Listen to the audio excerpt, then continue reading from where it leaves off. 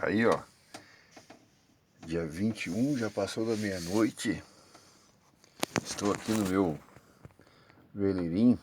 Vou ligar o lampião aqui só para tentar aqui, ó, me olhar um pouco. Já não olho mais para claridade, porque hoje é legal, cara.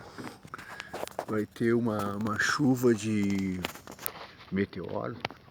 Eu encostei o barco bem aqui no morro de Ponta Grossa. Ele faz um V assim, sabe? Então pra lá, ó, escuridão total. Aí o céu, cara, se tivesse câmera boa, ó, na constelação de Orion, vai ser hoje, tá as condições perfeitas, sem nuvens, sem nada, maior chuva de meteoro. E eu tô aí, queria ver. Aquela lá, ó, é a Vespertina, planeta Vênus, ó. É a primeira que vem hoje, né? Céu do dia. Ela nasce lá no, perto do leste, lá. Agora já é quase meia-noite e pouco, 1 hora. Ela já está no meio do céu, ó. Depois ela vai indo pro oeste e some quando o sol se pôr. Mas lá no Orion, cara, não tira o olho de Orion, um grande caçador.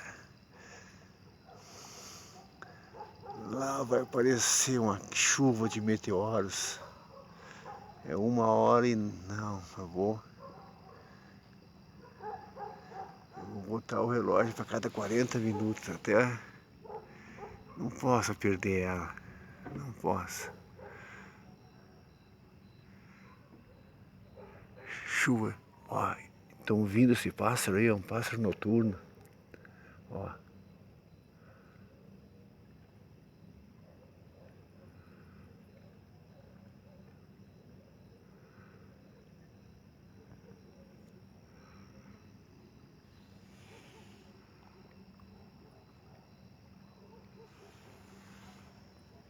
Ali é a luz do mastro, a luz do nosso mastro. Veleiro Lago Azul. Em solitário aqui, pernoitando, né? Queria ver a chuva de meteoro. Mas não é agora ainda.